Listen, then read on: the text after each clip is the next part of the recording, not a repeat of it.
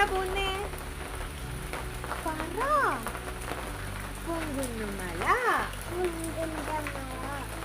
പോവാ. ഓക്കെ പറ. Hey guys, നമ്മളിന്ന് പോകുന്നത് പൊൻകുന്ന് ഹിൽസ് വ്യൂ പോയിന്റിലേക്കാണ്.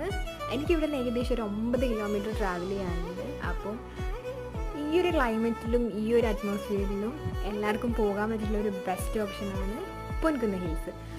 അതായത് രാവിലെ ഒരു 6 to 8, അതേപോലെ ഈവനിങ് ഒരു 5 to 7. അടിപൊളി വ്യൂ ആണ് അവിടെ.